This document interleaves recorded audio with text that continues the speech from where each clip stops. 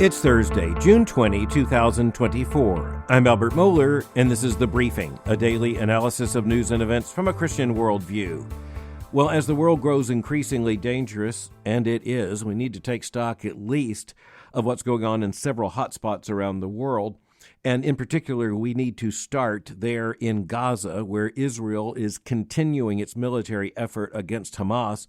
And we just need to reset the equation here a bit, because even as the headlines are not as pressing coming out of Gaza as they were a matter of just a few days and weeks ago, we do need to understand something that many Americans conveniently seem to forget.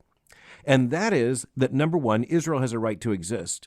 And two, Israel exists always within a context of existential threat. And, Americans often talk about liberty being under attack, liberty always needing to be defended. But at the same time, we need to recognize that the United States is in a fundamentally different defense posture than a nation like Israel. Israel has never had a moment like we take for granted in the United States of America.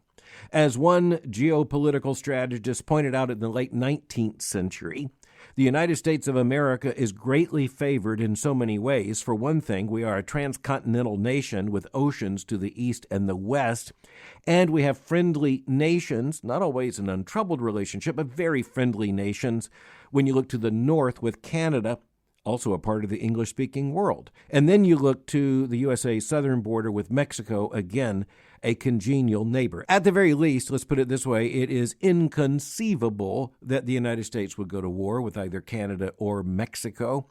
And as you're looking at Israel, we just need to recognize that everything is fundamentally the opposite. Israel has never had a moment in its history since the formation of the nation, 1948-1949, in which Israel has not been surrounded by mortal enemies who will its non-existence. And we're also looking at the fact that even as Hamas undertook that murderous attack upon Israel last October the 7th, we're also looking at the fact that an even greater military threat to Israel is increasingly rustling its own weapons in order to make very clear its present danger. We're talking here about Israel's north, we're talking about the border with Lebanon, and we're talking about the terrorist group and army known as Hezbollah. And it, once again, is backed by Iran.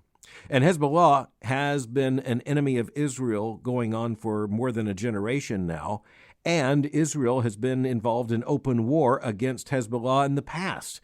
But now Hezbollah is beginning to be very aggressive in terms of threats against Israel, and there are forces within Israel and forces within Hezbollah who both believe, and perhaps in one sense both want, some kind of military engagement to expand. In Israel, the effort would be to try to nullify or reduce the threat of Hezbollah. On this side of Hezbollah, what they want, and they're very clear about this, is the non-existence of Israel. So it is interesting to see how in the American conversation, sometimes this does at least make the front pages. On the front page of yesterday's edition of the New York Times was an article with the headline, just one column, but still a headline in the New York Times, Israelis fear stronger foe to the north. And that stronger foe is Hezbollah. And it is, of course, very much in control of at least parts of Lebanon.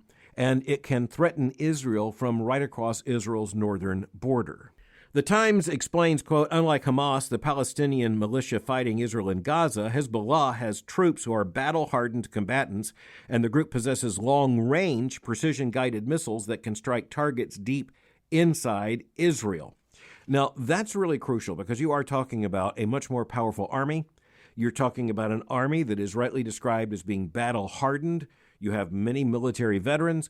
You have a great deal of military support and money going to Hezbollah from Iran, Israel's declared foe.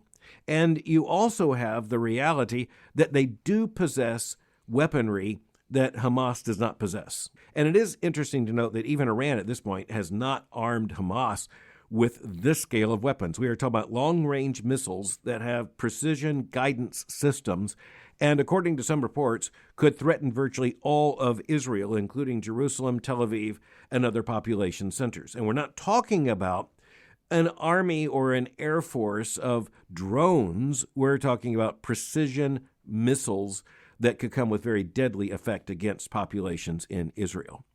Now, again, this isn't the first time Israel has been threatened with war with Hezbollah. It's actually been at war with it in the past. The problem for Israel is that, of course, it now has enemies to the south and the north active at the same time. The Biden administration recently sent a delegation trying to at least buy some time in terms of conflict with Hezbollah in the north. But as you look at this, we need to dissect the situation a little bit further, because why would the United States take such a leading role in this? And here's where I want to point out that as much as the national and international media don't want to talk about this, and for that matter, American academics really don't want to talk about it, certainly American college students protesting in these ridiculous protests that have taken place on so many of America's campuses, one thing to realize is that the geopolitics indicates that not only is Israel at stake in this, so is the United States of America. So is our own national interest and the national interest of others as well. And so even as you have press coverage about this particular danger to Israel, and even as you have some people who are trying to say, okay, this fits into a larger context, very few in the United States are pointing out that the United States and many of our allies are directly involved in this, not just out of allegiance to Israel, but out of our own national self-interest. And so that's one of the major themes we're going to consider today, and that is the fact that the United States of America and our allies, but let's just take the United States for a moment, we have vital national interests far beyond the borders of the United States of America. It's important we understand how dangerous the world is, not only to Israel in a direct way, but also to the United States, to our national security and our national interest. So as you think about it, recognize that if you went back in history, say 100 years, you might be able to make the argument that what takes place in the Middle East is not directly related to the national security and the national interests of the United States of America. Not only is it possible that you could have made that argument was actually made. There were those at the time on the American side who said, look, this is a French issue, it's a British issue because of the clash of these historic European empires and colonialisms there. It is a matter, of course, of interest to those who live in the region, various nationalities, various ethnicities, various religious allegiances. But as for the United States, no, we're pretty happy here between these two oceans, and the rest of the world can pretty much take care of itself. Now, that kind of attitude and the foreign policy that followed it, known as isolationism, saying that the United States could be isolated from the rest of the world, that's what produced the fact that even as Nazi Germany was marching in Europe, the United States had a military that in terms of the number of personnel was not even in the top 10. Did you know that as World War II was looming, the United States had an army smaller than some South American nations? And yet all that had to turn around, or everything would have been lost in World War II. So ever since World War II, and remember it was followed so quickly by the Cold War in the conflict between the free world and the communist world, it's important to recognize the United States has pretty much understood it had to be devoted to interests around the rest of the world because the rest of the world was not going to leave the United States alone. And furthermore, the United States has a stake in freedom and in liberty, in constitutional self-government, and frankly, in an orderly world that affects our economy. Yes, no doubt about that. No apology for that. That affects freedom of navigation, freedom of travel on the seas and in the air. Yes, no question about that, and no hesitation to acknowledge that. The United States also has interests that have to do with which nations are gaining in influence and which nations are losing in influence. That went back to the Cold War and the great Worldview battle between the United States and our allies and the Soviet Union and its allies. But there were many people who thought at about the end of the 20th century, particularly with the collapse of the Soviet Union, that those days were over and the United States could go back to being preoccupied primarily with just sea to shining sea. The rest of the world can take care of itself.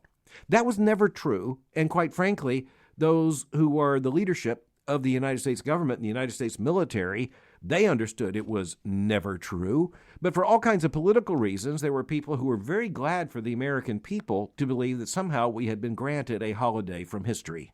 But of course, no one is granted a holiday from history, and the fact is that in the course of the rise of terroristic threats all over the world, the United States recognizes, it isn't going to stay there far from the United States. There are people who will leave those regions and come all the way to the United States to fly airliners into our skyscrapers. We are looking at a clear and present danger to the United States. And that means that just as we look at the war on terror, the threat of global terrorism, the United States came to the very quick conclusion that if we just allow these terrorist threats to grow, the threat to the United States and our own citizens is only going to increase. Therefore, you had forward mobilization. You had global projection of America's national security, recognizing that this sometimes meant that we had to lob a missile halfway around the world, or we had to take military action against a terrorist group halfway around the world in order to prevent something from happening disastrously in one of our own major cities. But there have also been other huge developments, and a lot of this has to do with the fact that all of a sudden we recognize that as we look at the year 2024 and we look at a globe or a map of the world, we really are looking at two major worldviews facing off once again. We are looking at two major constellations or networks of nations acting in what they perceive as their own self-interest, facing off against each other. And so earlier this week, we talked about the G7 meeting. Those are 7 major Western economies, and they also happen to be very close allies militarily, and we also tend to share a common worldview, at least common enough that we have common national interests and common interests around the world. This would include the G7, the United States, the United Kingdom, France, Germany, Italy, Japan, Canada. So as you look at that, you recognize, well, I can see how those 7 end up on the same list. And as I said earlier this week, it hasn't always been 7. But it's also important to realize there are other nations closely allied with us, including nations such as Australia and New Zealand. Again, we're very close to them, tied by mutual defense pacts. We also have other allies. For one thing, there are a lot of European nations that are very close allies of the United States. They just don't have economies big enough to get on the G7 list, but they are no doubt a part of the European experiment, a part of Western civilization. And as you're looking elsewhere in the world, you recognize that in much of the world that in the last century or the end of the last century was described as the non-aligned world, well, more nations are actually becoming aligned, and a good many of them are aligned with the United States. So just to point to 2 regions of the world, there are a number of nations in Asia and Southeast Asia that would closely identify with the United States and Western interests, and the same thing is, of course, true in Central and South America. But increasingly, we are looking at the development of a very real threat, a clashing worldview, a clear and present danger. And the meeting of the G7 is one event that helps to point that out, but the other big event is the visit of Russian President Vladimir Putin to North Korea. That made history. Nothing like that's happened in about a quarter century. The fact that it's happening right now underlines this realignment we're talking about, and quite frankly, it has a lot to do with the future security of the United States of America and the security of our allies as well. Back a generation and more ago, the United States was talking about an axis of evil. President George W. Bush used that kind of language, but it was also used by presidents like Ronald Reagan and President Bush's father, President George H.W. Bush. And the word axis goes back to World War II, when the enemy coalition against the United States was described as the Axis powers. Most importantly, among those Axis powers was Nazi Germany and Imperial Japan. But now we are looking at the fact that you fast forward from that, there was another face-off between 2 giant blocks of nations, and that was the Cold War, in which you had a face-off between the worldview of communism and totalitarianism, most importantly led at that time by the Soviet Union, and then the forces of liberty and constitutional self-government that was led by the United States and our European allies and other allies, very close allies, such as Australia and New Zealand, and then added to them after World War II increasingly was the nation of Japan.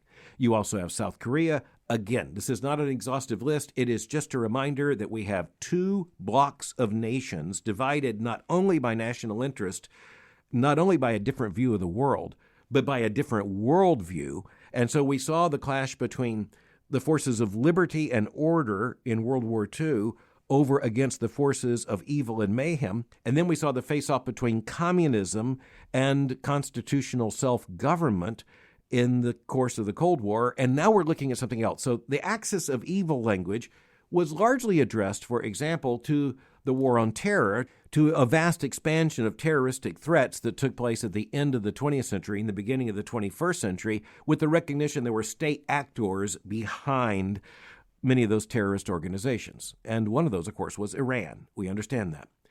But what's interesting and really important for us is to recognize that a generation ago, it was quite common to believe that as you look at a face-off between two different blocks of nations that would characterize the world today, a generation ago, it was quite common to think that Russia might be on the right side rather than the wrong side. Now, you can look back at that and say it was unwarranted optimism, but there was reason to believe, at least early on in the experience of Russia after the collapse of the Soviet Union, that it wanted to do two things. That it wanted to join Western nations in some form of community and economy, and secondly, that it did want to dig out of its economic lethargy by means of engagement with Western economies. And so you saw leadership in Russia, including Vladimir Putin, when he was early on in leadership in Russia, who was very much identifying with the Western nations, wanted to show up at meetings such as the recent G7 meeting. Of course, if he had been there, it wouldn't have been the G7. But as you look at this, you recognize this isn't just about math. This is about this clash of worldviews. I want to look at the second big development because it really is vitally important. Vladimir Putin flew to North Korea, to Pyongyang, to be greeted there by the dictator of North Korea, Kim Jong-un, and to be feted, having made statements, which, by the way, were already published in the North Korean media, in which he presented North Korea as being besieged by other nations, most importantly, the United States of America. Let's just remind ourselves. As you look at North Korea, we are talking about what is almost assuredly the most repressive nation presently on earth. We are talking about the nation that has killed more of its own people, even starved more of its own people as percentage than just about any other nation now on the map. Again, by percentage. It has also been the most ruthless destroyer under the Kim dynasty of any kind of personal liberty. It is repressive in every possible way, and that includes, of course, the absolute denial of religious liberty. It is a neo-Stalinist, ideological, atheistic state driven by a cult of personality that is grounded in one family, now in its third generation. Its ruthlessness goes beyond almost description. Some of the enemies of the state have been killed, for example, by being tied to a stake and having missiles fired at them. Vladimir Putin, years ago, would not have been seen anywhere near Pyongyang. He wouldn't have gone anywhere near North Korea. So why is he there now? Well, it is estimated that North Korea, which is a vast military empire in terms of building armaments, and remember, it's nuclear weapons, well, North Korea has been supplying Russia with what Western nations have cut it off from, which is a lot of rearmaments, particularly for the Russian artillery. And we're talking about what are estimated in the mainstream media to be millions of rounds of ammunition. Millions. So what I want us to see is that as you're looking at the development right now of a new world picture, we just need to recognize that we are once again looking at a face-off. And whether you want to call it the axis of evil or whatever you might call it, you're now looking at Iran, you're looking at Russia, you're looking increasingly at cooperation in that sense with North Korea and with the People's Republic of China. You are looking at the fact that even as those four nations are almost assuredly the first four you would list, there are other nations around the world who are likely, if not assuredly, to be drawn into that orbit. And thus, once again, the world is taking sides. And the point I want to make is that worldview matters so much that it has geopolitical strategic importance. It explains why totalitarians band together.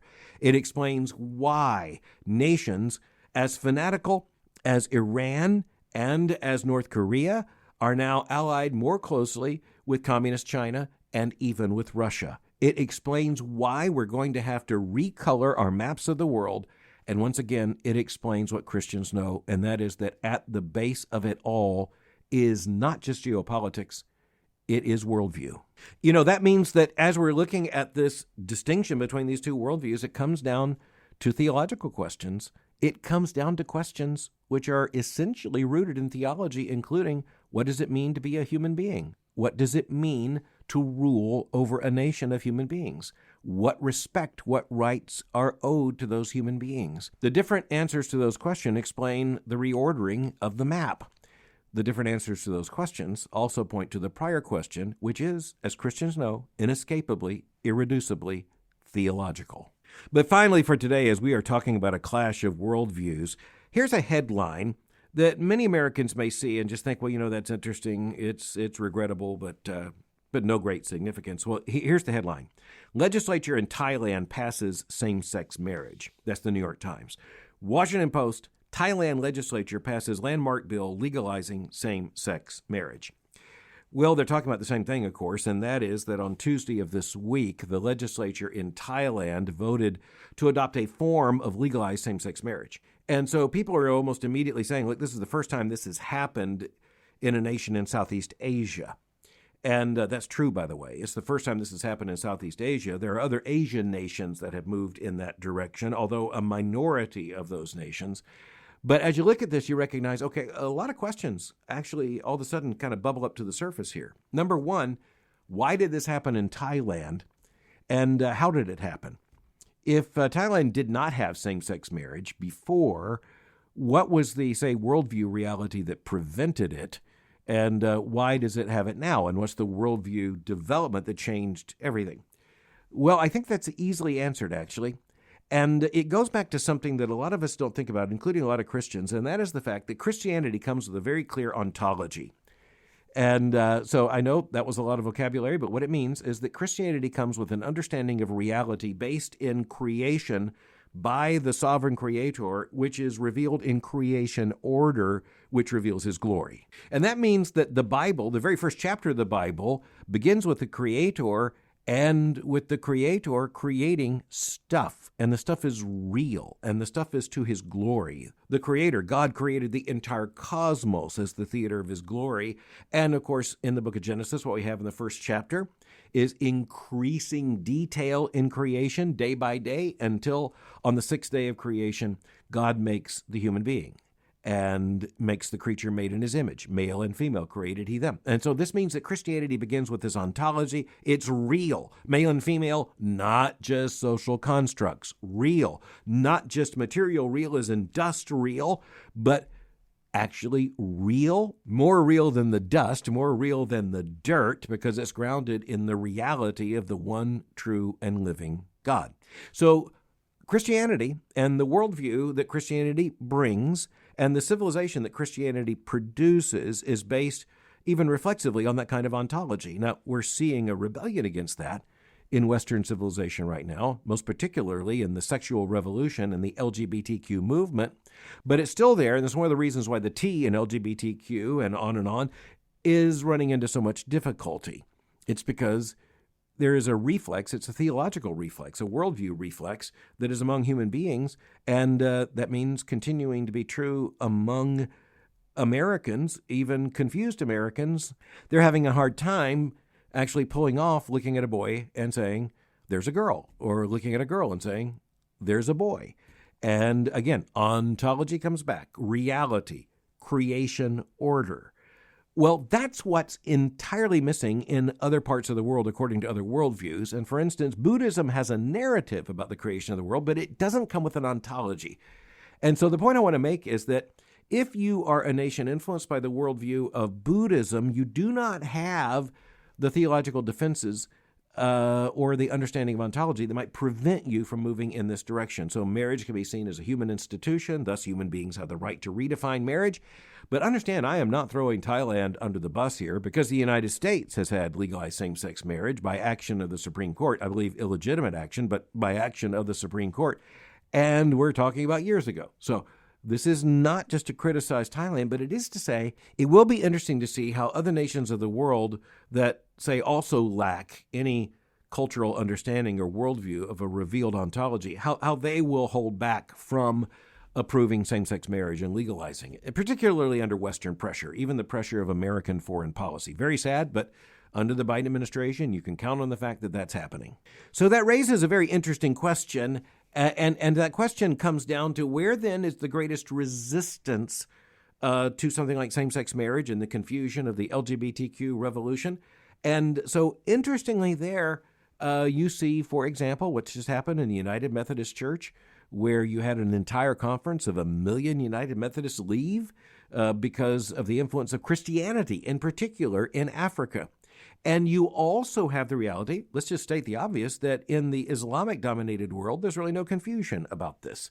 And yet that's not so much because of the ontology as it is the binding nature of Islamic law. You can look elsewhere in the world and you can see similar kinds of patterns. For instance, the nation of India, the most populous form of self-government in the world, that is to say citizen-involved government, India came very close to legislating same-sex marriage, but didn't go that far, and it was because of the influence of Hindu nationalism and the current Indian government led by Prime Minister Modi. So you look at all this, you recognize worldview matters. Sometimes it matters right down to the headline, and it matters why this happened in Thailand and why this did not happen in Iraq or in Yemen or Saudi Arabia, or for that matter, why it has not happened in many of the newly Christian-influenced nations in a continent like Africa.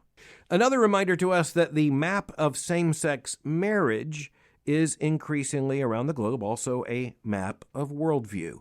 And the explanation for why the United States is in the wrong position on that issue is the fact that the Christian influence that brought this civilization into being is now being explicitly subverted by an age of radical secularization. And so all that comes with consequences, whether in the United States or in Thailand. Thanks for listening to The Briefing. For more information, go to my website at albertmohler.com. You can follow me on Twitter or X by going to twitter.com/Albert Mohler. For information on the Southern Baptist Theological Seminary, go to sbts.edu. For information on Boyce College, just go to boycecollege.com. I'll meet you again tomorrow for The Briefing.